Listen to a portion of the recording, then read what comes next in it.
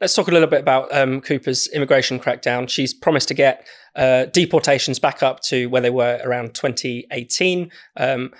Actually, possibly that's not that hard. I mean, it's worth remembering that the last Conservative government actually deported far fewer people on average than the new Labour government, despite us now retrospectively seeing that government as a sort of happy-clappy open borders. It wasn't really at all.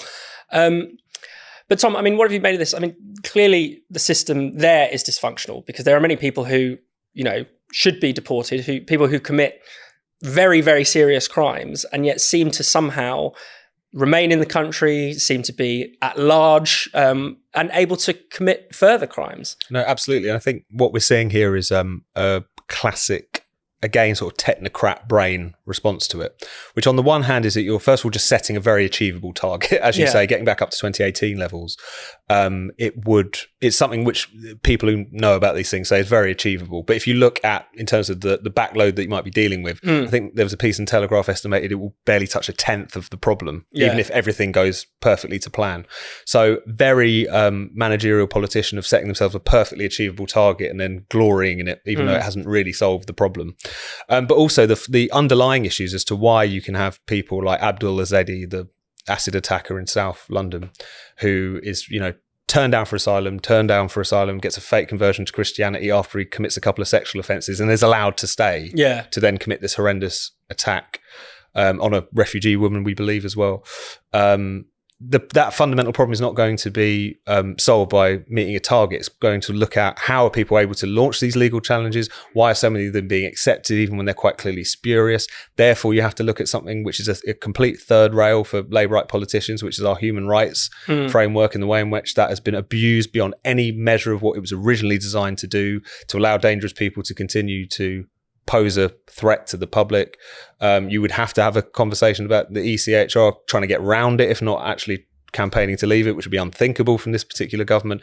But they don't want to do any of those things. Setting a target is easy, particularly when it's an easy target to meet.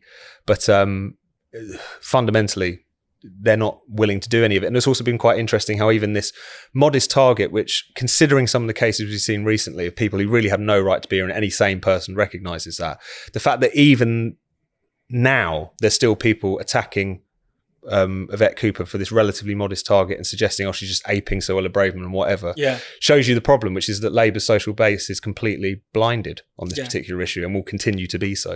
Well, people are saying Cooper is basically, encouraging the riots, encouraging the far right by simply saying we will have some border enforcement. I mean, to bring up some of those cases, some of the most recent cases. I mean, this week, a man was sentenced to 11 years in prison because he stabbed his own immigration lawyer.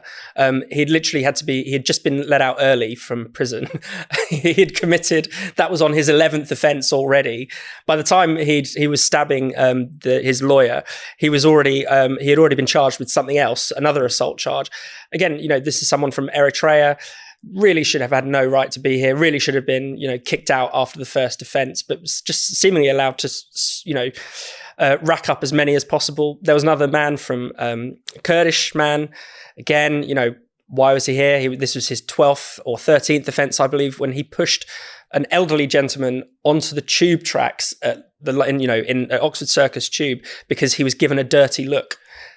Again, why are these people here? Why have they been allowed, why have they been essentially allowed to run free, run amok when they've committed such serious crimes? It's as if the public safety doesn't matter at all to the authorities. What matters most is, fulfilling these people's human rights. No, it'd have been good if some of these people had kind of been connected with far right hate speech online, and maybe they might have gone somewhere. But the point is there's this kind of really dangerous mix of what seems like complete institutional incompetence. And as we say, there's kind of like soft approaches giving into the kind of spurious human rights claims and all the rest of it time and time again. But a lot of time it just looks like the system that's been built up and gerrymandered and all the rest of it over time is just simply not capable of cataloguing and removing people when they commit serious offences as they're supposed to do. And time and again, whenever kind of the government reviews the law or takes a look at what they're supposed to do, the answer is clear. These people, if you commit a serious offence, you should be you should be thrown out of the country. Yeah. And so it doesn't happen. And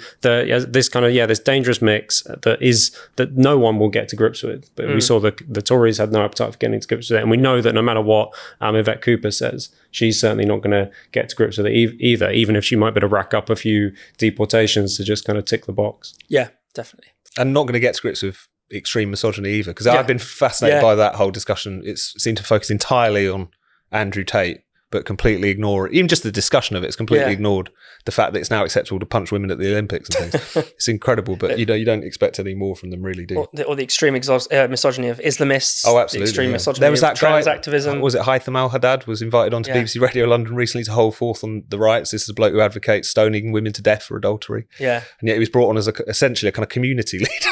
A highly respected imam, he was described as by the BBC. There you go.